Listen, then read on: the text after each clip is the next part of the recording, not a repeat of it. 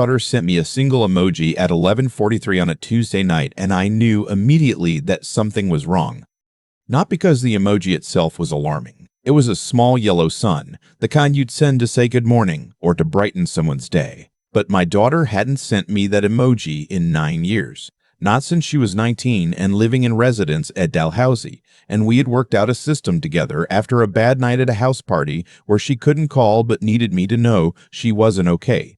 One sun meant, I need you, don't call, just come.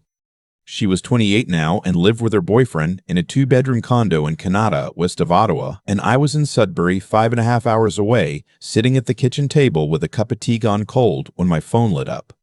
My name is Arthur Bellamy. I'm 56 years old. I spent 24 years with Canada Revenue Agency working in the Tax Avoidance and Criminal Investigations Division, reviewing offshore schemes following money through shell companies, sitting across from accountants who had very deliberately made things very difficult to follow. I retired early, then spent 6 years consulting for a boutique forensic accounting firm in Toronto.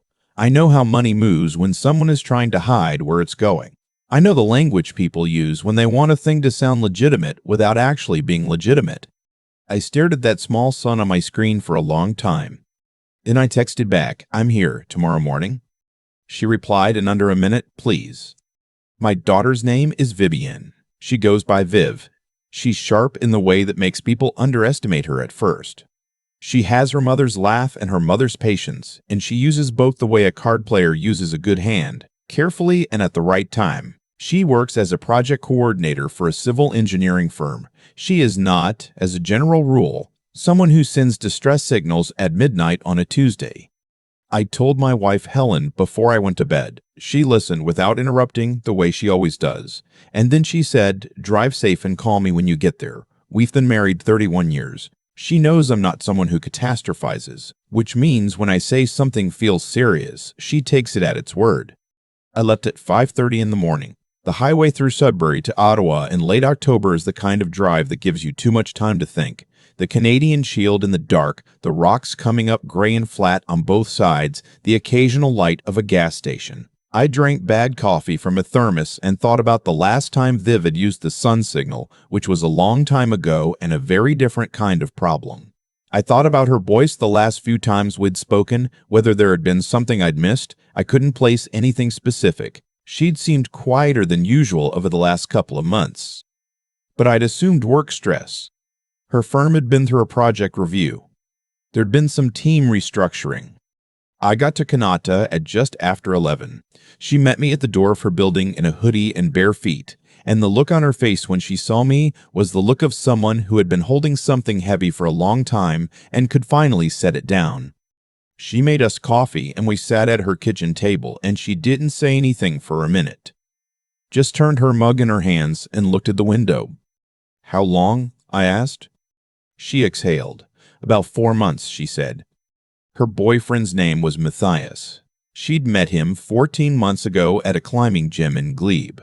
He was 33, Austrian by birth, had come to Canada 6 years earlier on a work visa that eventually converted to permanent residency. He worked remotely for a European logistics company, or that's what he'd told her. He was charming in the particular way of someone who's thought carefully about how to be charming. He spoke 4 languages.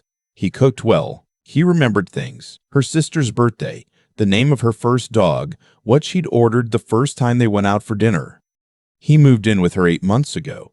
His lease had ended on his apartment in Sentrytown, and it made sense, she said. They'd been spending most nights together anyway.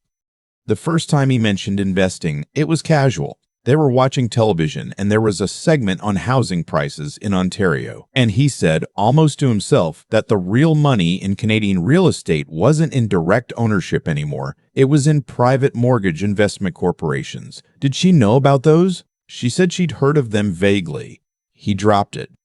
He mentioned it again 3 weeks later. A friend of his, he said, someone he'd known in Vienna, had been putting money into one for 2 years and pulling very solid returns, 13% annually, all secured by actual physical properties. Canadian mortgages, very conservative risk profile.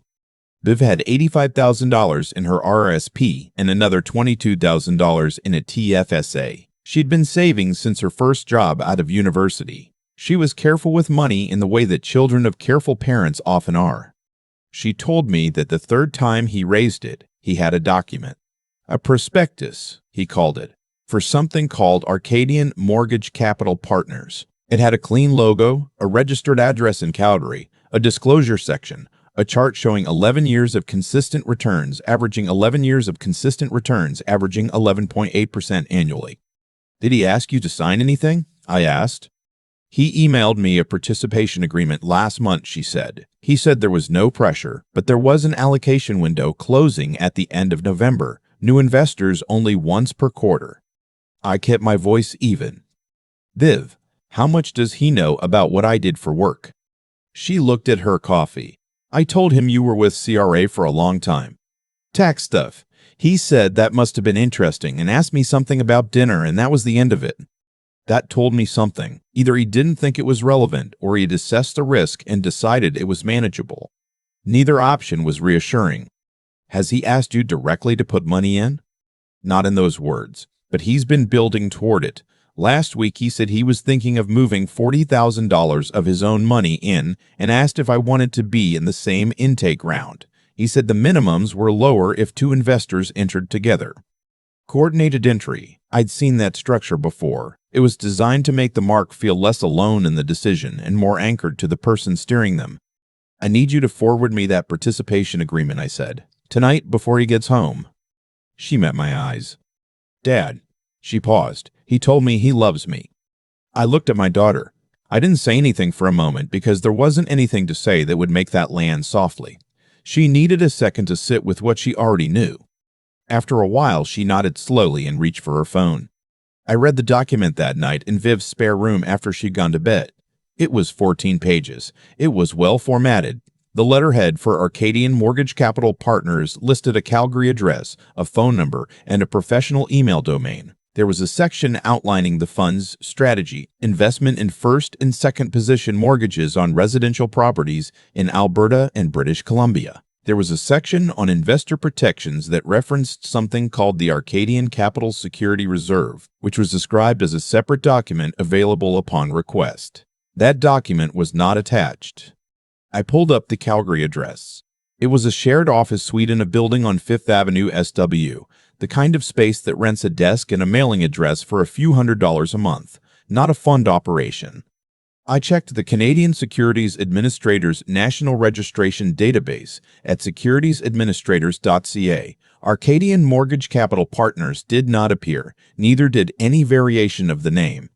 In Canada, any fund accepting public investment must be registered with the relevant provincial securities regulator, or it must qualify for a specific exemption.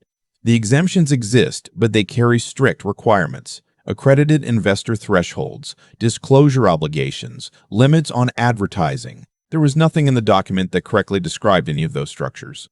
What there was language that sounded like it was describing them without actually doing so. That is a very specific kind of writing. It takes some skill. I texted two people that night. The first was a woman named Patricia O.C. We'd worked together years ago when she was with the RCMP's Integrated Market Enforcement Team in Toronto. She'd since moved to the Alberta Securities Commission. She was methodical and thorough, and she answered her texts at odd hours because she always had. The second was a man named Robert Farquhar. He'd been a senior investigator with the Financial Consumer Agency of Canada and now ran a small compliance consulting practice in Halifax. Robert had a gift for reading promotional documents and identifying exactly what they were promising versus what they were legally committed to. The gap between those two things was usually where the fraud lived. I texted them both and asked if we could speak in the morning. Patricia called at 8:15. I gave her the fund name, the Calgary address, Matthias's full name, Matthias Brower, which Viv had confirmed for me the previous evening. She was quiet for a moment. Give me some time, she said. I'll call you back. Robert called at 8:45. I walked him through the participation agreement over the phone, reading the key sections aloud.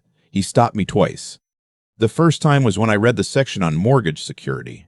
Arthur, he said, there's no schedule here. A legitimate MPIC, a mortgage investment corporation, is required to disclose the underlying mortgages, or at minimum, the criteria by which they're selected.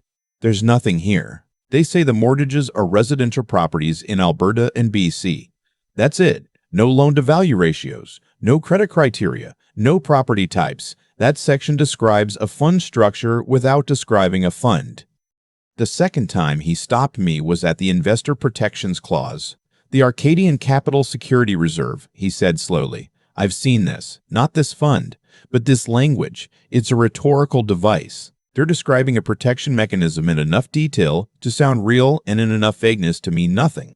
If you ask for the supplementary document that supposedly describes it, either it doesn't exist or it's another layer of the same non-language. Patricia called back at 10. He's real, she said, and I could hear the particular flatness in her voice that meant the news was not good. Matthias Brower, 33, Austrian national, permanent resident. The work visa history checks out. The company he claims to work for in Europe exists, but his name is not on any public-facing material from them, which doesn't prove anything by itself but is worth noting. The interesting part is what came up on the FinTrack side. There's a flagged transaction from 22 months ago, a wire transfer, significant amount, originating account connected to a numbered company in Alberta. The investigation was open and then closed because the complainant withdrew. Retired teacher from Red Deer, 61 years old. How much? $55,000. I closed my eyes briefly. She withdrew the complaint? Family discouraged her. Apparently, she was ashamed. The relationship had been ongoing for 8 months before the money moved. There it was, the same play, slightly earlier in the same city. He'd refined it. He'd come to Ottawa and found someone younger with a longer earning runway, which meant a larger eventual target. Is Arcadian registered anywhere? No, there is no registered entity by that name with any provincial securities commission in Canada. So we're looking at an unregistered fund soliciting investment. That's one way to put it, Patricia said. The other way is that we're looking at someone who has done this before and knows exactly how long he has before the pattern becomes visible. She paused.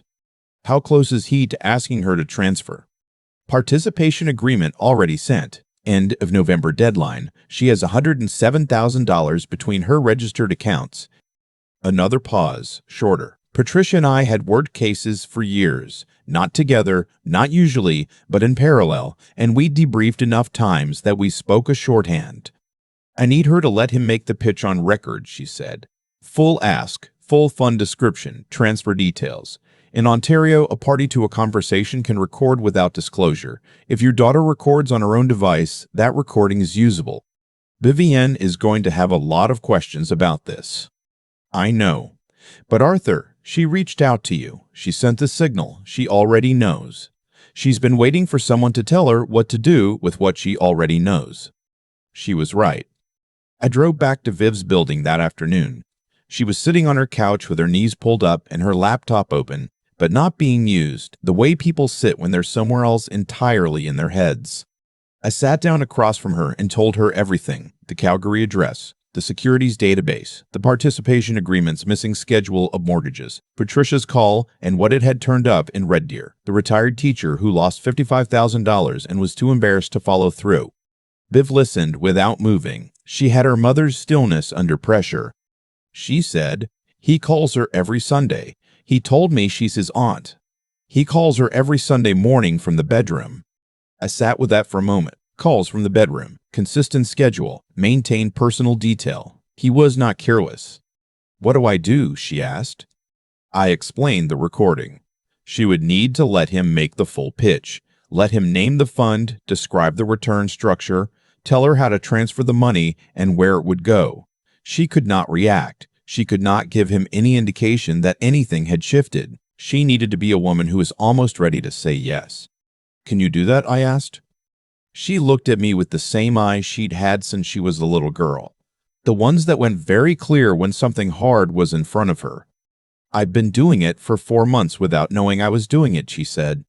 She called him that evening. She told him she'd been thinking seriously about the participation agreement and that she had a few questions she wanted to talk through properly. He said, of course. He suggested they sit down over the weekend. He was warm, unhurried. He said he was proud of her for doing her due diligence.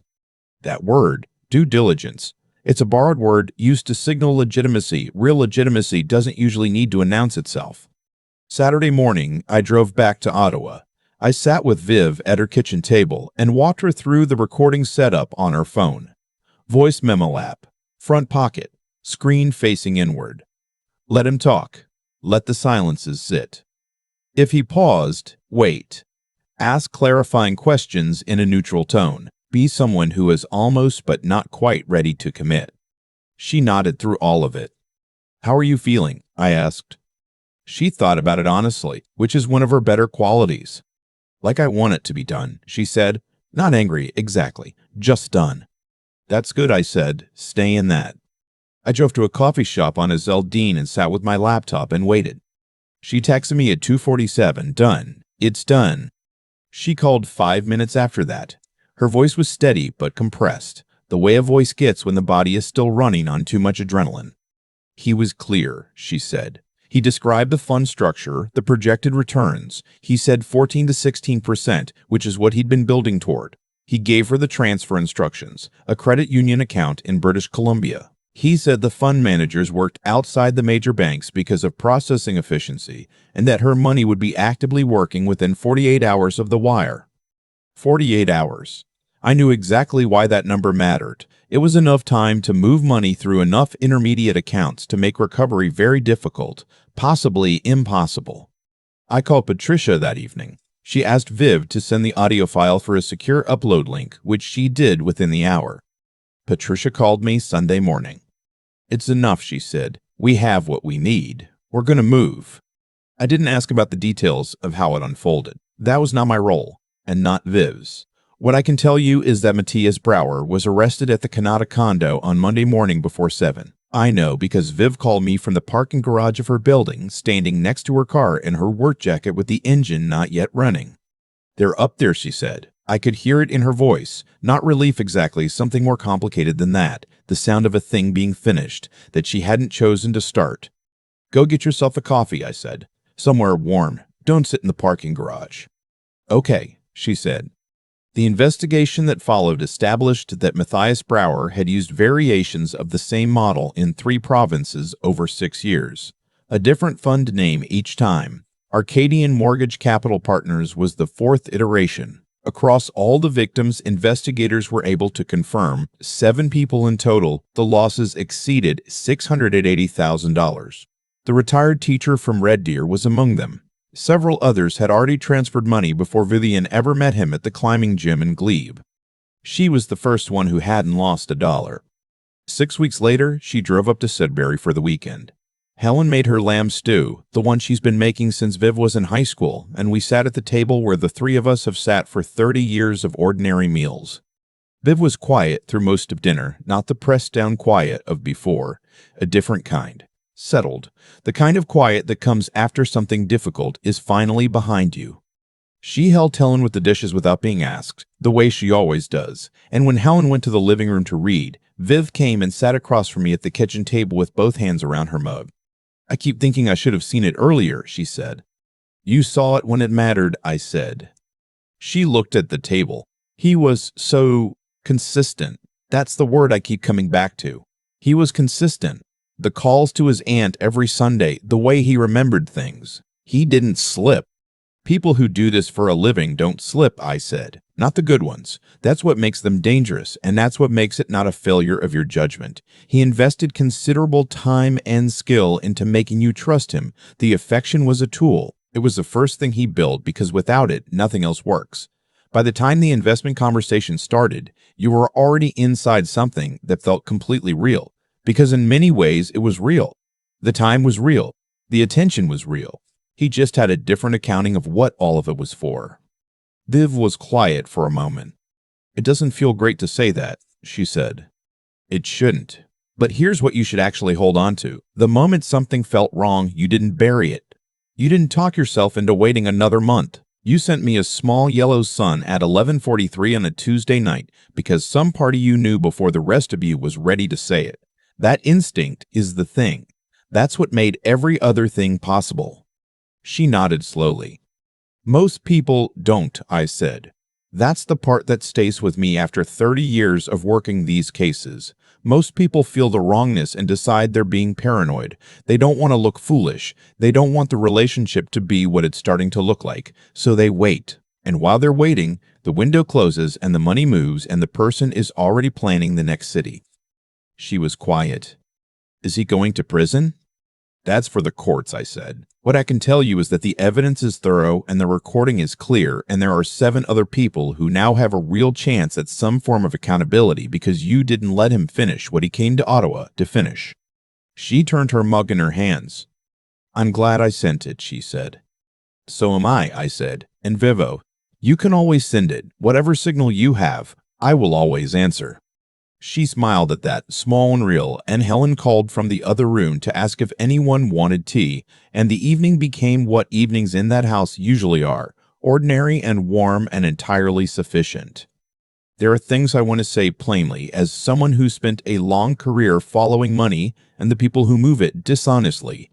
Romance fraud in Canada is not a niche crime. The Canadian Anti-Fraud Centre reported over $50 million in losses from romance scams in a single recent year, and that figure represents only the cases that were reported.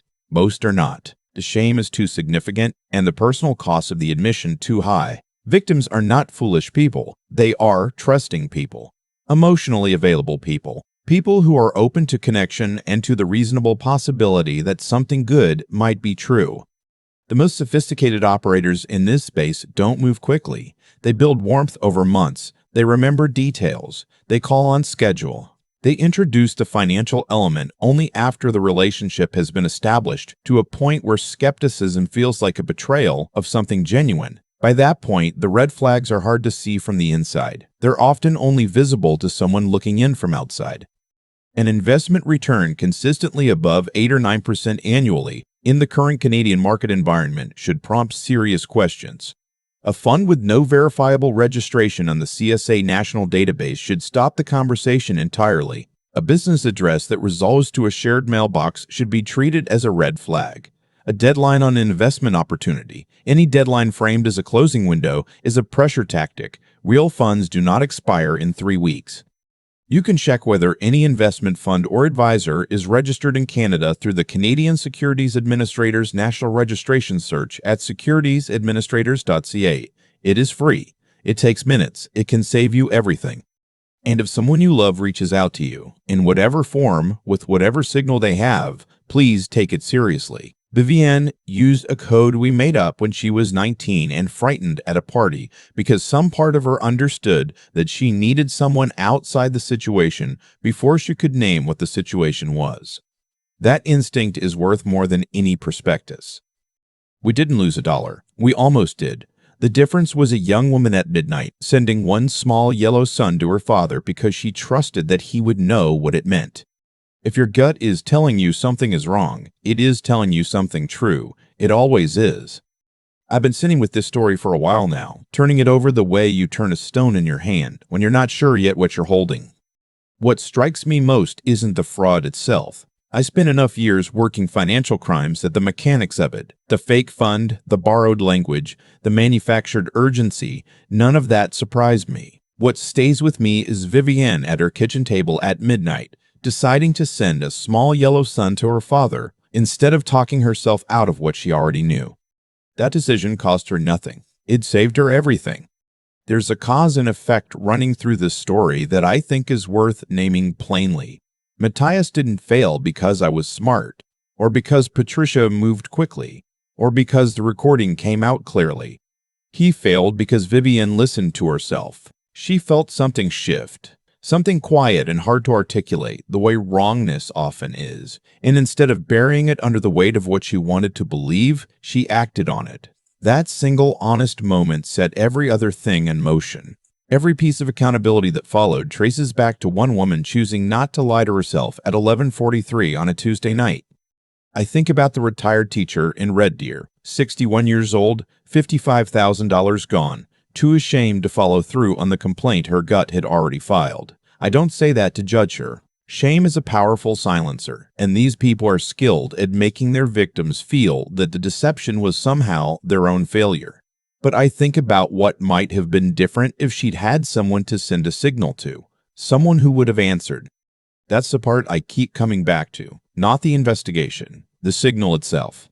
Vivienne had the integrity to admit, even just to herself, that something was wrong. That's harder than it sounds. It meant acknowledging that the relationship she'd built her last 14 months around might not be what she thought. It meant risking looking foolish, or paranoid, or difficult. It meant telling her father something she hadn't fully put into words yet. That kind of honesty, with yourself first, then with someone else, is not a small thing. It is, in my experience, a fairly rare thing, and it is the foundation of everything else. She also had the good sense to keep her head when she knew. The recordings, the meetings, the weeks of sitting across from someone who was systematically planning to take her savings while telling her he loved her, she did all of that without flinching. That kind of steadiness under pressure isn't something you can fake. She didn't perform calm. She found it. She held on to it even when the cost of holding on was considerable.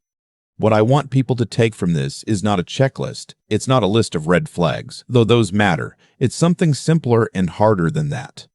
The people who get through situations like this aren't the ones who happen to have a parent in financial investigations. They're the ones who trust their own read of a situation enough to act on it before they have proof. They're the ones who reach out instead of waiting for certainty that never comes. They're the ones who, when everything in them is saying something is off, don't spend another 4 months finding reasons to disagree. If something in your life feels wrong, that feeling is information. It is not paranoia. It is not weakness. It is your own good judgment trying to do its job. Let it.